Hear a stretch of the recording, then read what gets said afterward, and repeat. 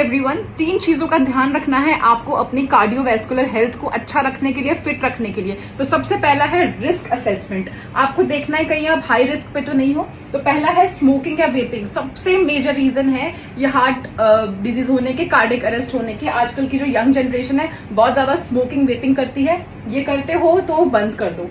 दूसरा है high BP. तीसरा हाई कोलेस्ट्रॉल जिनको है, डायबिटीज, जिनको फैमिली हिस्ट्री है, अगर किसी को घर में कार्डियक अरेस्ट हुआ है, हार्ट इश्यू हुआ है, तो वो ज्यादा प्रोन है हार्ट इश्यूज के। और लास्ट वन है जिसको कोविड-19 वैक्सीन लगी है या जिनको कोविड-19 हुआ है।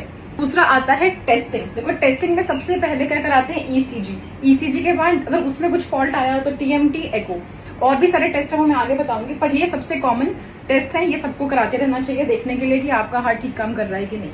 फिर आते हैं हमारे कुछ ब्लड मार्कर टेस्ट। आपके खून से आपको पता चल सकता है कि आपको हार्ट अटैक फ्यूचर में आ सकता है, चांसेस कितने हैं। तो उसके लिए 3 टेस्ट होते हैं। देखो जो पहला वाला है ना, HSCRP, ये बहुत ही सिंपल और बहुत ही ठीक टेस्ट है, मतलब बहुत एक्सपेंसिव नहीं है, तो आप ये करा सकते हो HSCRP। इससे पता चल जाता है मार्कर से कि आपको आगे जाके कार्डियोवैस्कुलर डिजीज हो सकती है नहीं। दूसरा है ये ट्रोपोनिन T और तीसरा ये NT-proBNP।